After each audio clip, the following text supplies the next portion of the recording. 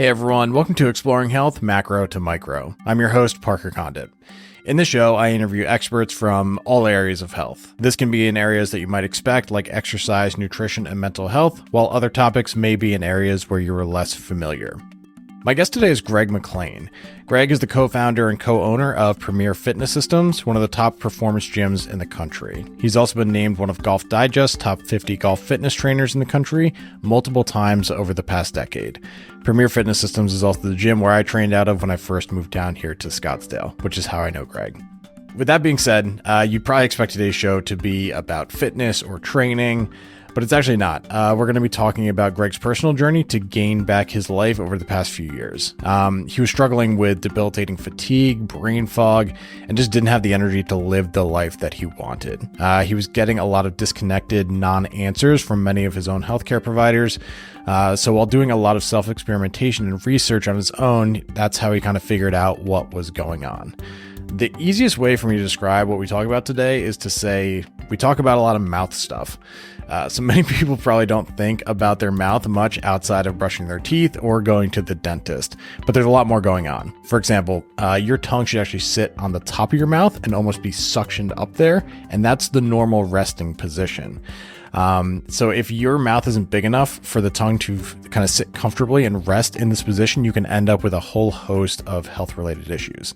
So we kind of use Greg's journey as a roadmap to help outline all of this, which I think will be probably a somewhat unknown topic for a lot of people. So if you've dealt with unexplained health issues where healthcare providers can't ever give you a clear explanation and interventions don't seem to work, then this will be a very important episode for you. It can get a bit dense, but I do my best to help define a lot of the terms that we go over and kind of bring the conversation down to an approachable level. There's also going to be a ton of resources in the show notes to help guide people towards next steps. This is a long episode, so it's going to be split into two parts. This will be part one, and part two will be released later this week. So without further delay, please enjoy part one of my conversation with Greg McLean.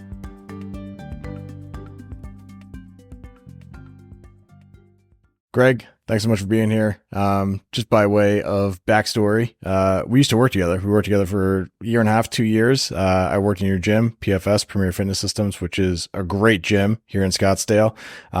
So kind of given both of our personal training backgrounds, most people would probably expect that this is going to be about fitness, but it's not. We're going to be talking about mouth. I described this episode as mouth things, understanding... I don't have the language for it, but mouth things. Yeah, we'll talk about teeth and palates and respiratory conditions. So anyway, Greg, thanks for being here. Thanks for having me, dude. Yeah, I can't. You're like, dude, one of the smartest dudes I know. That like you like wormholes, I think equally as much as I do. And you're like, where's the world taking Parker lately? Yeah, and to be fair, I was trying to prep for this one, and I'm like, I'm going to have a lot of questions, not only for myself, but I think to get kind of what you like, the depth of knowledge that you have to get it down to a really digestible level for everyone listening. But let's just start with kind of what symptoms you had been experiencing, maybe from when we were working together or even prior to then, just to give people context and maybe also give people a framework of people who are dealing with stuff and they aren't getting solutions or they aren't getting answers that are actually solving the problem. And maybe this conversation will sort of open a new avenue of exploration for them. Yeah, for sure. I guess for me, it like started in '07. It was like, I was 30 years old and like, girlfriend, we had just opened Lifetime North Scottsdale. I think I did like 14 deals in real estate that year. And like, I was supposed to be like, hey, living my best life. And it was like the first time, like I felt like something was wrong. Like, just started to feel like a sensory / like brain fog. And went and got an MRI, just kind of, they're like, hey, you're healthy, blah, blah, blah. You're good. Nothing to worry about. And then it's just like, dude, I've been through tons of stuff, but like going back to like 5 years where I was with you, it had gotten to the point where like since '07, it just progressively gotten worse. I guess I started in the world of like regular medicine and then I got into functional medicine. I think because like shortly after that stuff, I had developed celiacs. So I wasn't sure how much was related to just what I didn't know. Cause back then no one knew what the hell gluten was. Now everyone knows it's bad for you, right? And then it was like, I just played the whole basically functional med route, blah, blah, blah. And then that kind of all ended for me back in like 18, where basically I'd flown to Minnesota. I worked with a really good doc, did all kinds of brain testing, stuff like that. That kind of led nowhere. And then I actually worked with Dr. Datis Karazian out at Carlsbad. And like that guy works with tons of guys, like all kinds of brain damage, all kinds of bad car accidents, like extreme sports from like concussions, brain, gut, all that stuff. So like he's got a few New York Times, like thyroid, gut, brain, like why isn't my brain working, stuff like that. And he actually took me on as a patient, and then he put me in one of his seminars where it was like gut brain, and I think gave me access to like 1,000 doctors for a year. And he basically thought it was relative to like everything that I experienced from brain fog fatigue was like from a concussion I had basically from a fight I had gotten into back when I was like 26, jaw broken, basically jaw wired shut. And then, basically like 3 years after is when I started to experience some of this stuff. And then, I went that route with him, and he basically thought it was all like CTE relative to the concussion and all that stuff. And I traded some of his protocol, and it's like all this stuff just for inflammation, turmeric, resveratrol, like all that stuff to basically dampen the response. And I was like, I think at first I was like, all right, I'm going to go with this. And then I was like, you know what? Like, I'm not going to have this be my life. And then so I started looking for other answers. And that's where I actually heard a podcast back in early 2019, Dr. Stephen Lin. And it was basically something about like basically our mouths not developing. And then as a result, like what's happened to our sleep, our breathing, our health, all as a result. And then randomly, I had a client whose husband was a functional dentist in Scottsdale. And I ended up talking to her about it. She's like, oh, you should go meet my husband. He's been doing this for like 30 years. And that's kind of like where I started going down the wormhole, trying to really understand like sleep, breathing, and all that stuff. And we'll get into that today. I guess the second question you kind of asked was like any advice for people. I think like two things. Like I think that if someone's ever had a concussion, really bad whiplash, especially if someone's already predisposed to like mouth breathing, it's like they don't have internal support stability, and basically any high impact crash, check in the boards, tackle is basically going to throw this off. And the minute it gets thrown off, it's kind of like it takes a long time, years typically, for like the symptoms to start to pop up. But I think anyone that's been in that world, like seeing someone that's like a functional dentist that understands how to rebalance everything, because if not, like the proprioception of what once was neutral has now been changed. And now every day it registers as not neutral, and it hijacks your brain, and it's only a matter of time. Like, so that'd be like one piece of advice I would give like anyone that's been in that. Or the second piece, like anyone that has, I think, any types of like autoimmune or stuff as far as like cognitive, all those things, is that like going to see someone that understands like proprioception and occlusion and TMJ. Because basically, like if we don't get our cervical spine and our TMJ joints balanced with the occlusion, it's like those three form a triangle. And if one of them's off, the rest of them are going to be off. And then, I mean, oftentimes this neurological stuff just comes from like our trigeminal nerve just being disgruntled from, 50% of our sensory and motor feedback to the brain come from this one nerve.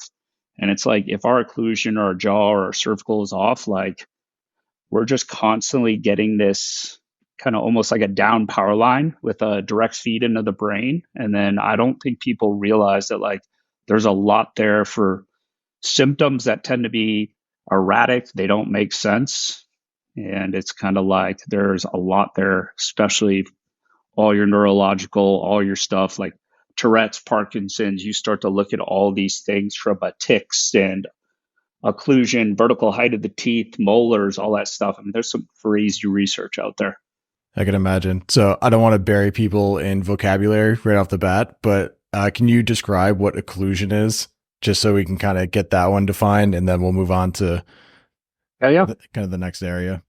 So I would say like occlusion would be just kind of like how the teeth fit together. And I think, just from marketing and braces, I think we've been taught that that means the teeth need to be straight. And oftentimes, like the nervous system doesn't care. Now, back in the day, they just most of the time ended up there because we did all the right things. Whereas nowadays, it's almost like putting them in a straitjacket and bring them there, which can be kind of one of those things where people don't understand when they don't wear the retainer why everything moves. It's like, well, you were brought into this occlusion that the body isn't okay with, and that's like a whole nother story. But Yeah. So if I'm sitting here and I like try to touch my back teeth together, or is there a good way that people at home can like just do something with their teeth to understand like what a proper occlusion feels like or improper? I don't even know if I'm describing those things the right way.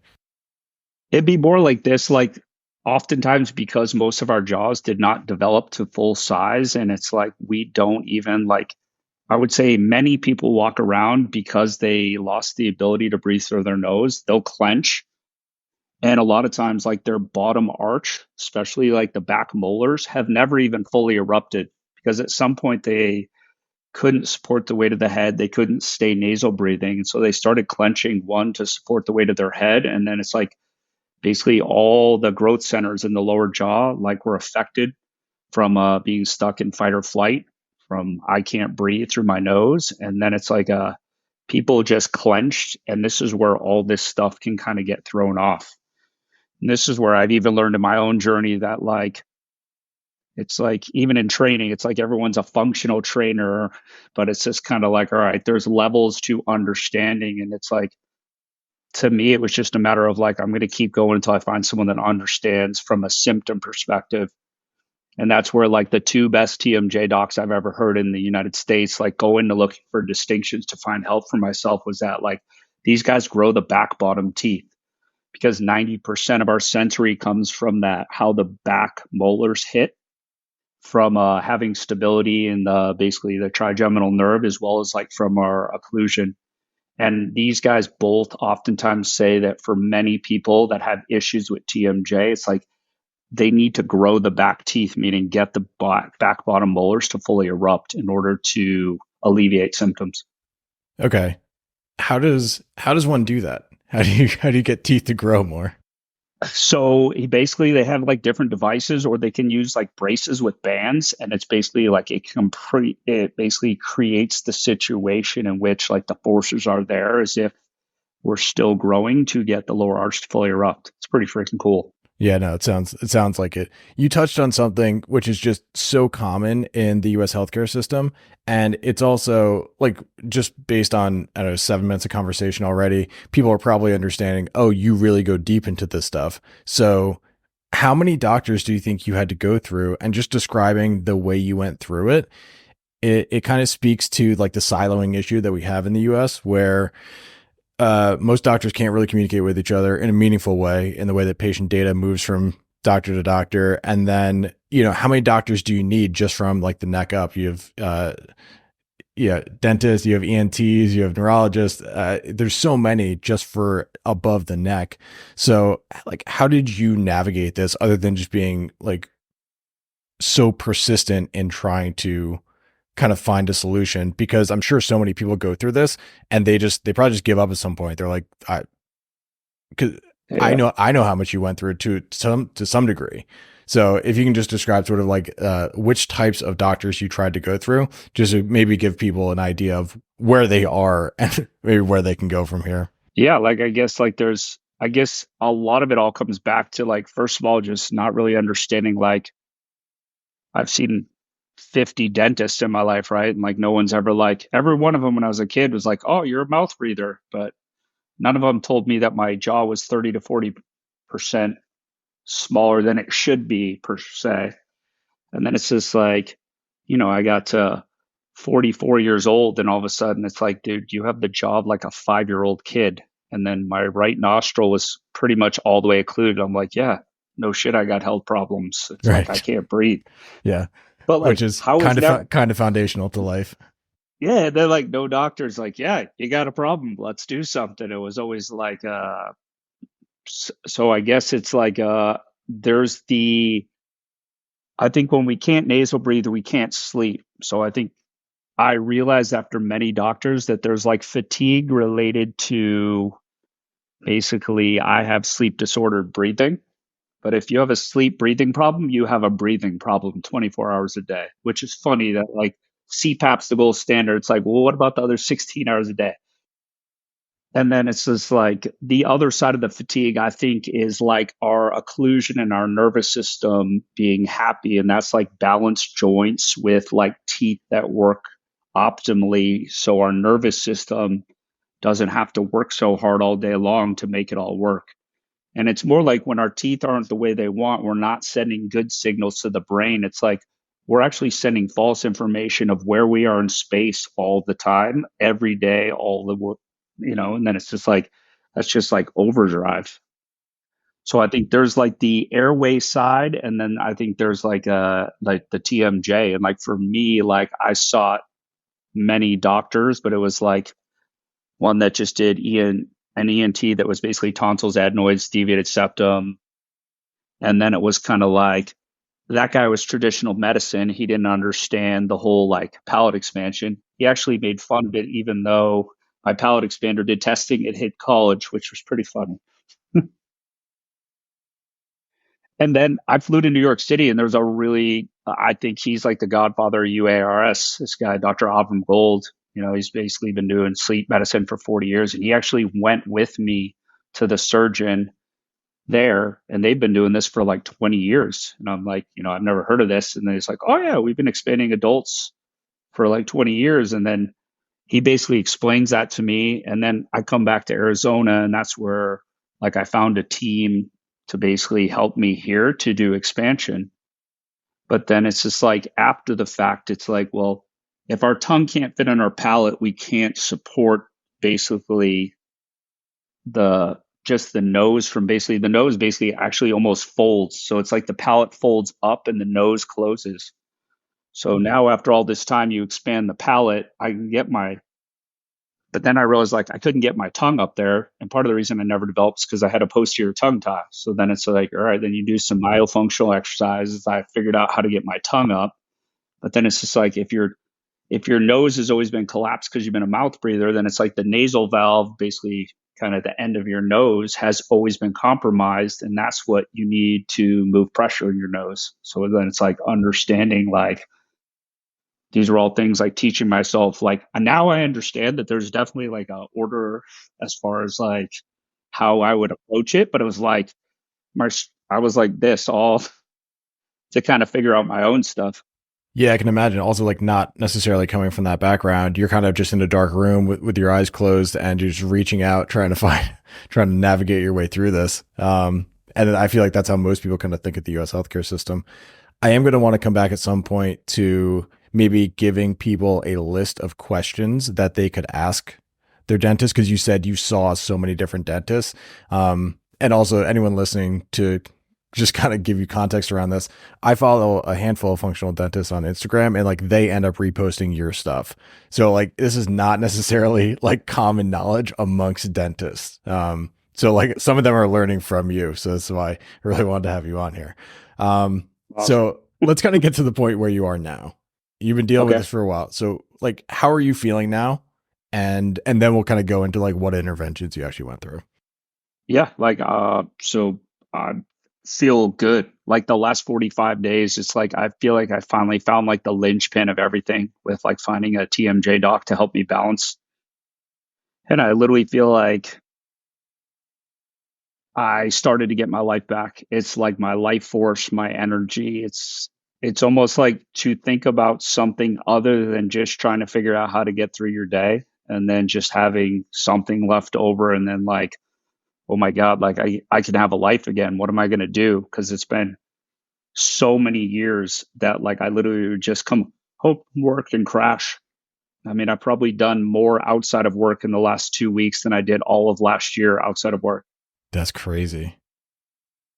All right. So let's go into the actual like interventions. You already talked about kind of palate expansion. Is that where you started intervention wise? Yeah. So I actually started with, it's called the Vivos DNA. So that's basically like, It's basically non-surgical. Basically, you get an upper and a lower retainer, and they basically just kind of sit on your teeth, and you basically just wear them to bed at nighttime. And it's kind of one of those things where it's supposed to be activate stem cells on the palate and get you some growth. And that was something where I'd basically worn it for like 20 months. And this is where I started this whole journey and I didn't know. And what I know today is like, just if someone is in dire need of way more, I guess, plumbing from the nasal perspective, like this is not going to get it done. And I think oftentimes there's this dentists in our world sell this because they can make money off of it, but it's not what I would tell most people in need of like nasal breathing to get, because it's like it does a little, but not like some other things. And this is where I basically ran this for like 20 months. That's literally like I had just gotten back from New York because I was like, all right, this isn't getting it done. And that's when I went there. And this is where I found out about SARPE, which is basically like the surgically assisted rapid palate expansion. And that's basically where they go in and they take your palate and they basically like split it down the middle. And then they'll basically hit your arches as well. And then they go in and basically put like a can opener basically across your back teeth. So basically, yeah, like this was my expander. And basically, you come out of surgery with like basically 2 millimeters wider. And then literally over the course of the next few months, kind of depend on your case, they'll expand it. And dude, that changed my life forever. I literally, like, my airway doubled in size. Like, but my upper jaw was like 31 millimeters, like the intermolar width. It went to 42. And like just total volume of my airway, like just 2x. And the most important thing I would say is like usually 70 to 80% of the intermolar width increase is basically going to be increase in basically the roof of the mouth is the floor of the nose. So 70 to 80% is going to be increase in width of the pipes. And this is where when you talk about like the basically flow and how it works with like a cylinder type thing, like, you've got radius to the fourth power. So anything, when I say my jaw basically went 31 to 42, that's like only the thickness of like 11 business cards, which doesn't seem like much in a conversation. But, the minute when it comes to like flow and how we move air, it's like, wow. Yeah, no, I'm sure it's a lot. So you mentioned earlier that you had the mouth size approximately of a 5-year-old. So maybe can you give context around that as to anyone who doesn't know what palate expansion is and intramolar width? Yeah. So like I really like so there's Dr. Kevin Boyd, he's a pediatric dentist out of Chicago, and he basically said like intermolar width is basically going to be your first molar in the upper jaw, like the space in between. And so he basically uses a rule like this, like he says 24 millimeters plus 1 millimeter for every year of age would be like his kind of rule of thumb to get you to like adulthood for a healthy number. And this is all going off of basically a dentist orthodontist that he had done tons of research from the late 1800s, early 1900s that did all these kids between 4 and 6 years old. And he started expanding these kids because he realized by like 6, if a kid wasn't 30 millimeters or larger by 6, it was basically going to be a comorbidity. This kid already had breathing, sleeping issues. It was going to be, basically related to their spine, scoliosis, all this stuff. Optimal development was going to be a hindering factor. And I mean, this guy is like Paris, France, Chicago, late 1800s. He was expanding 5-year-olds. So it's not like this hasn't been around. You're like, really? Yeah, so like where did that get lost in that? I don't know, maybe it is. I don't spend a lot of time in like dentist circles, but Yeah. is this not as common as it should be? Yeah, it's like there's a really good dentist out of New York. He was basically like, it's not fair to say every kid, but he's literally like 99% of kids today.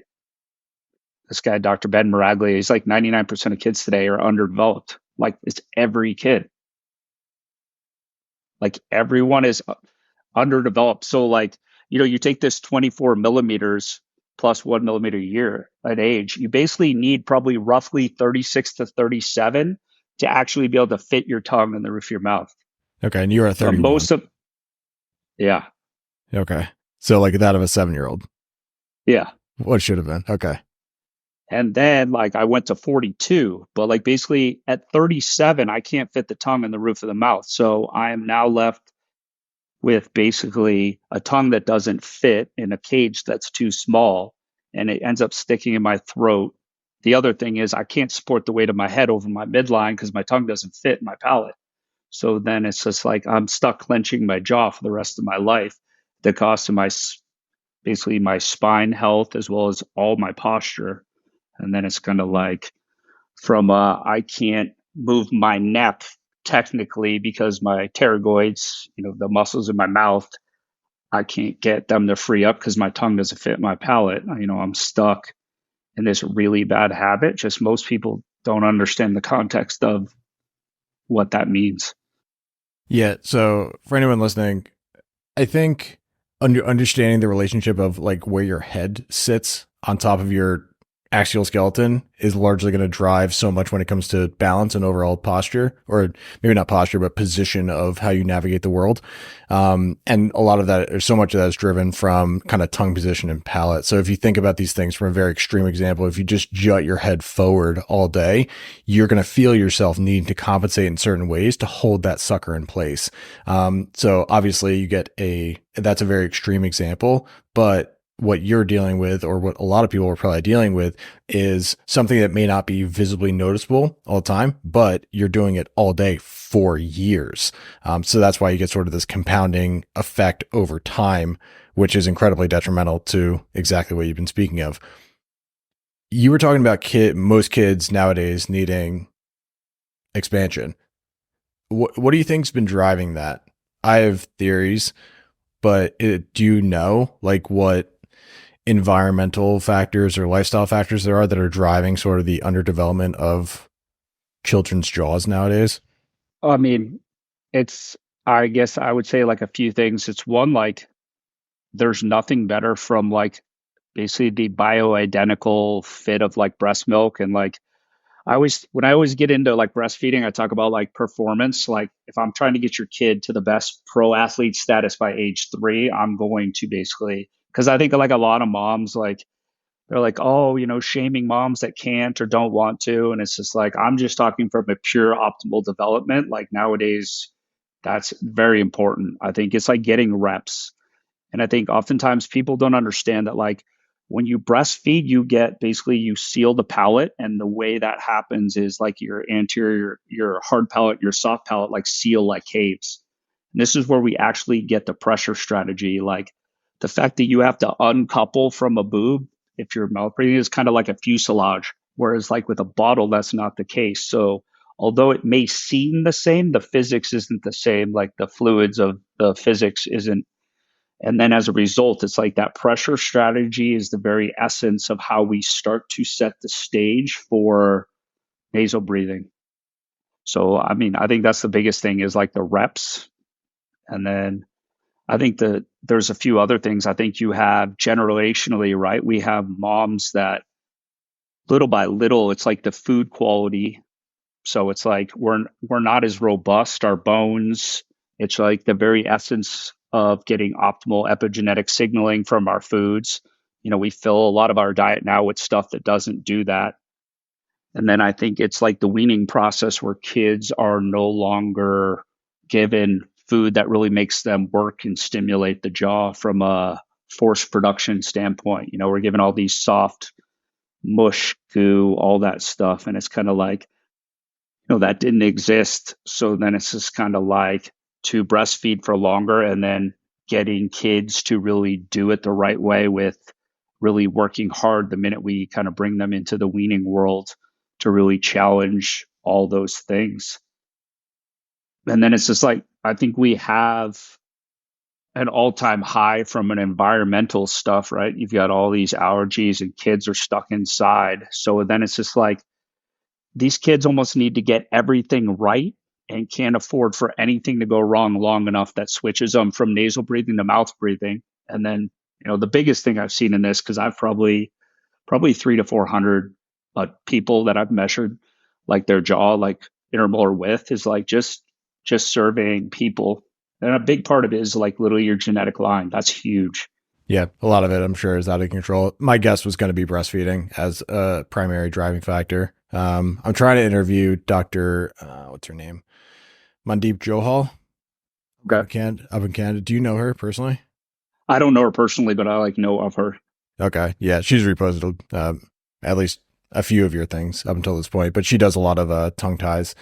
Did you see that article that was in the New York Times about Yes. children's tongue ties? Do you want to talk about that? I'm trying to think like what I wrote up about it. It's like I'll give a little backstory. So there was an article in the New York Times that was like pointing out there are some functional dentists out there who are doing a lot of tongue tie surgeries on kids. I think it's probably a moneymaker, and there are probably some bad players in the industry. But it was, from what I remember of it, it was not framed in a good enough light, probably written by somebody who doesn't understand all the stuff that we're talking about well enough to really do that article justice. But it was kind of shaming functional dentists on doing too many tongue tie surgeries on kids. So I'll let you explain yeah, what you want to around that. yeah, and I think like there's a few things. Like one, I think they ripped on a few like bad seeds with some really shady stuff, and you're like, yeah, that's shady. Like, let's not call everyone that and like Yeah, you write find it that off. anywhere in any industry. Yeah. And then I think there's like, I think the one thing I've seen in medicine is the more I talk to most docs is like they don't really understand the global effect of whatever it is they do on the system. They'll like understand their pocket and kind of like, hey, this matters, but they don't really understand like, if 60, 70% of your cranial facial development is going to happen by 4 years old, and your tongue is the plow in which it's going to drive your field to grow the way you want it to, like that thing better be working. And like, we're not waiting.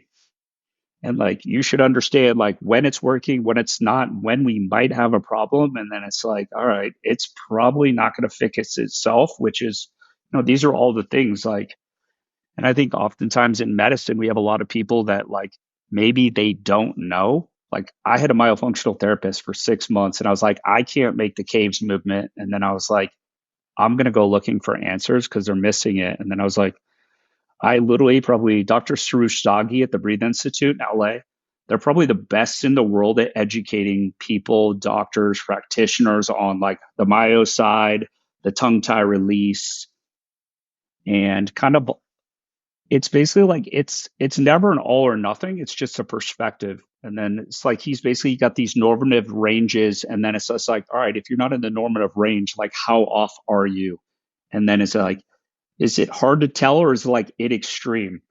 And then it's just like, I think that's the case, right? People are really good at the extreme. And then they're like, or they don't really know like the gray area, like when to take action. And this is where I've told people like get on a plane because like your 2 or 3 year old, like for the $500, go see someone that really knows because that's all they do. And they've been doing it for a long time. Because I think so much of this is new medicine that like people are afraid or they're like, let's just wait. And it's like, there's definitely those that are leading where this science is going. And it's like, not to shame. It's just more like, dude, they went there earlier in their career and they have more experience around it. And just get some good perspective, like, but just whatever you do, just don't sit on your kid's development at the cost of like whatever might happen. Yeah, it's kind of wild. Like, I don't know what the experience is for my parents, but when I was growing up and going to the dentist, all I ever heard was just brush and floss. That was the only conversation that was ever had. I think I'm lucky and I have a wide palate. But like, I don't know if these conversations have been occurring or if they're happening now. My guess would be probably not, maybe more in the orthodontic realm. But again, I don't know if it's happening to a robust enough degree to kind of account for all the things that you were discussing. Yeah, and it's just like, dude, I talk to moms all over the world like every day, and it's just like, I think you've got these moms that are like hyper aware now, and there's not. it's like what I've seen online and some of these best doctors is not down the street for most people. Therefore, like that's the hardest thing. And it's like, these moms, so like start using words like perfect. I want my kid to be perfect. I'm like, oh God, we're in trouble. But it's just a matter of like, just like being realistic and then understanding like, all right, like there are good people to go see, and just understanding like who those are and when is it a good time to go see them. Mm-hmm. Okay, so let's bring it back to breathing because this should be relatable for a lot of people. Can you just go into the basics of mouth breathing versus nose breathing? Not necessarily like the mechanism of it, but just the benefits of one versus the drawbacks of the other. Yeah, I would say like just the two most important things I think from an overall is one, just breathing all comes back to just optimal, like our primary basically nutrient for our body is oxygen. And it's kind of one of those things where if we can't nasal breathe and slow things down, we just don't utilize all the oxygen we have in our blood. So oftentimes modern day people, stress, everything, like we tend to basically over breathe and we end up not getting like the biggest effect, which is like just the calming side of our nervous system with a slowed down breathing. And so for many of us, we tend to upper chest breathe. Part of that is a result of like posture. The other part of it is like just kind of how we've developed, and like it's normal in society, but oftentimes like most of us don't use our diaphragm, so we end up like not getting all the air out, and then therefore we can't really fill breath. So if you think of like, even if I was wearing a snorkel in the water, right? And then it's like I breathe out, it's like between my mouth and the air, it's like all of that is filled, but it's just like I can't really use that. And it's like the same thing with our lungs. We have a lot of this basically dead space. And so essentially we don't have access to our using our diaphragm, which is really important for us to get all the air out to make room for a full inhale to bring in good oxygen. And then I think as a result of our breathing issues too, is if we can't stay nasal breathing during our deepest levels of sleep, we just get robbed as far as the architecture of our sleep. So it's just like the quality just significantly goes down. And this is where I think the biggest thing is like sleep was our greatest resource to basically bring inflammation down to give us like a clean start the next day. And it's like if we can't count on that, if we ever get sick, our body gets run down, we have lost the mechanism in which we can recover. And then it's just like many of us just end up burning out our immune systems at the cost of like just not being healthy anymore. I used to know this stuff so well, so I'm going to be framing things like questions. So please just confirm or deny. So nasal breathing provides more resistance because there's just more, as you've been describing it, like plumbing to go through. Kind of in the mouth, it's just like a short, straight shot. But that's actually a beneficial thing. So you have multiple layers of filtration. It also warms the air as it kind of goes in. So I think you can get better absorption. That's not the right physiologic term in the lungs when the air coming in is a better or warmer temperature, but also like the resistance that's provided through nasal breathing. I think, again, I don't remember this anymore, but I'm just kind of going by logic. It would make your respiratory muscles stronger. So the intercostals, which sort of expand the rib cage, and the diaphragm, which is this dome-shaped muscle sort of connecting to the bottom of the rib cage. I'd assume nasal breathing, because of the extra resistance, improves the strength of those muscles. Does that all sound right? Yeah. And then I think the other big thing is just the nitric oxide that we get only when we nasal breathe. And then what that does to allow us to utilize more of the oxygen. And then it's kind of like nature's blood pressure medicine to help slow down our nervous system. I think that and fight off like from an immune system perspective. Right. So nitrous oxide is a vasodilator, which means it sort of expands the blood vessels. So if you have high blood pressure, one of those very beneficial things. Where did I want to go with that? Oh, I also kind of want to bring up the fact that like if you can nasal breathe, understanding breathing, I guess in general, just gives you a mechanism to better manipulate your nervous system or better control it, if you will, because it's one of the only things physiologically that we can control that's both voluntary and involuntary, which is very clever and lucky that we can do that. So we don't have to be like dolphins where we just switch off half of our brain while the other half sleeps. We can actually sleep. But for the people who can't nasal breathe, at least effectively, you're going to lose the ability to sort of manually shift yourself into a different state. So we can talk sympathetic, parasympathetic if you want to, but it's more like if you're stressed, if you feel anxious and you feel like you're in a highly energized state, nasal breathing is going to be such a good avenue to get you to more of a downregulated, relaxed state. So if you don't have the physical capability to do that, you're going to be missing a lot from, the ability to kind of control yourself and your nervous system. Did you have anything you want to add on sort of the benefits of nasal breathing, which could probably be its own episode? The one thing like that always stood out to me is my business partner, Brandon Harris, like all into meditation, breath work and stuff. And, he would always say stuff to me about like, just breathing through the nose. And I read something one time that's basically like, someone that has basically the inability to do it all day long and then working on meditation is kind of like trying to put a kitchen fire out when your house is on fire. Like if you don't fix the overall problem, but like the biggest thing I would say is like this is like the minute I expanded my palate, like I just inherently feel so much more calm. Like my whole life, I just felt like I had this nervous energy to my personality. And it's like now it's like I can't even explain. I just feel different in my own body. And it's often like understanding that piece of it now, like how many people's personality is just a reflection of a dysregulated nervous system, all because they can't breathe. It's like just, Yeah, I don't know. it's like I don't want to say it's like reductionist to bring it down to that, but it being able to breathe is such a foundational thing to just being able to live like a good life, where if you can't do it effectively, it's just going to kind of drag everything else down. So we talked about tongue ties. Did you get a tongue tie release, or did you just do myofunctional therapy to I, kind of get the tongue into position? so I did the myofunctional. February 2022, I had my palate expansion. And then last January, I had been doing myofunctional for 6 months. And that's when I actually flew out to see Dr. Zaghi and he did the posterior tongue tie release. And that was something where he basically added like a centimeter in length to my tongue.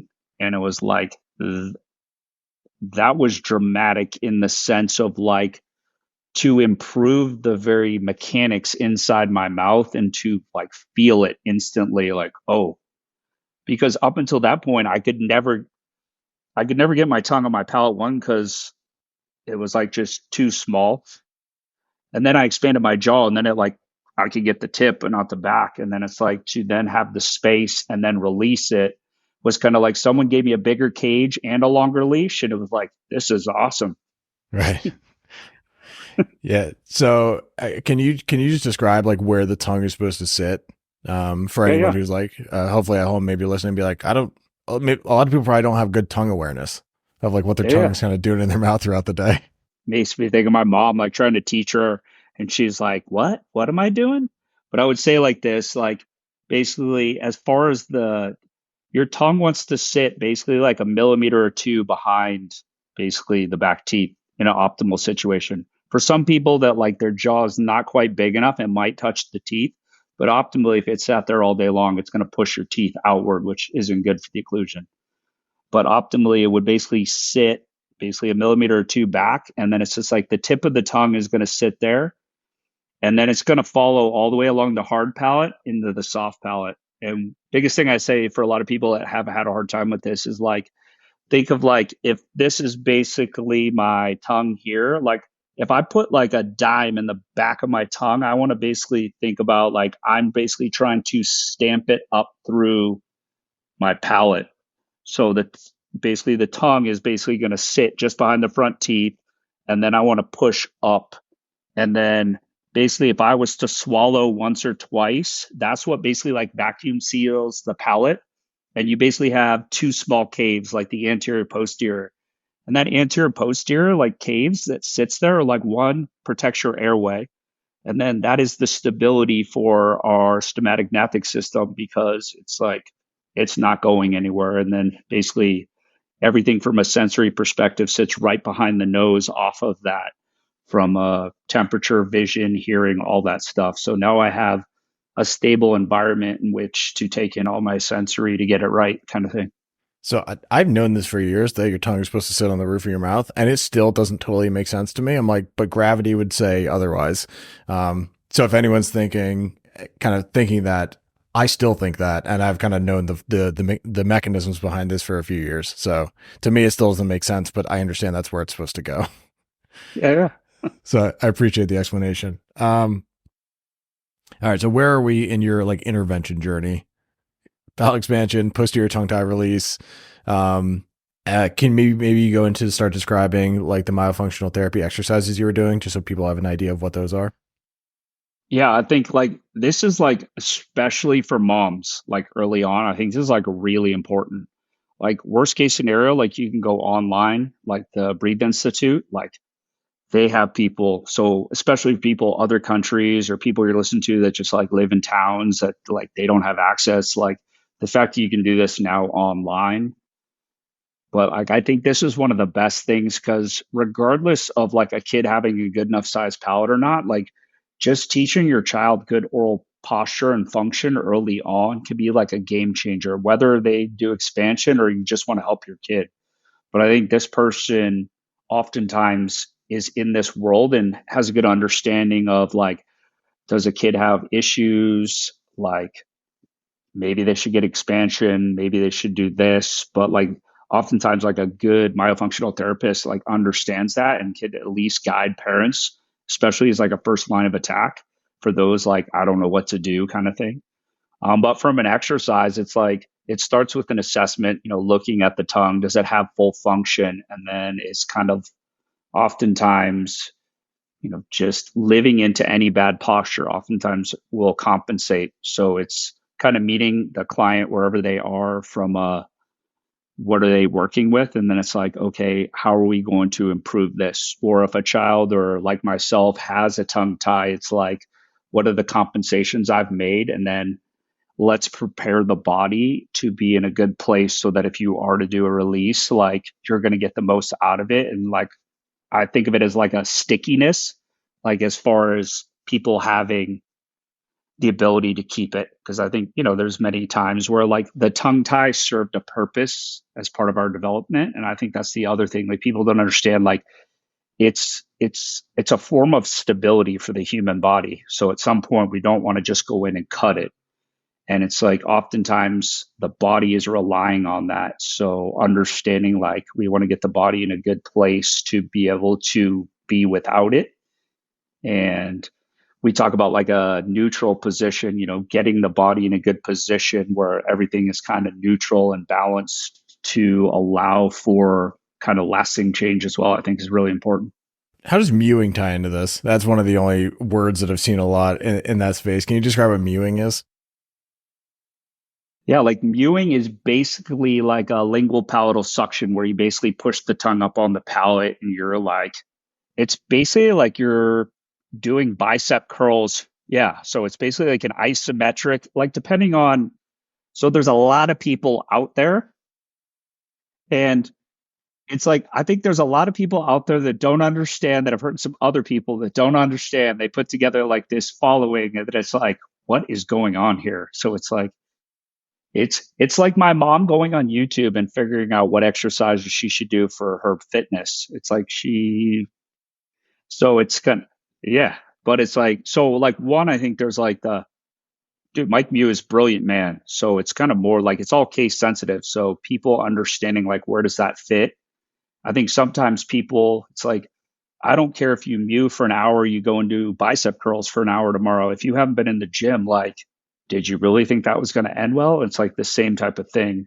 Where I think these people are buying these programs and it's like, I want to chisel jaw in just 3 weeks. And it like, dude, it doesn't work that way. And if your body's not equipped to be able to handle that, are you pissing off the TMJ joints? Do you got headaches? Do you got all kinds of stuff?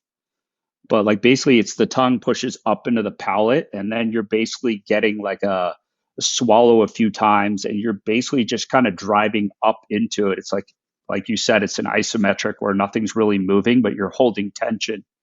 And you're basically just reinforcing the optimal tongue posture for our development, or just for normal, just like this, just sitting to hold space in your airway to keep everything good to go.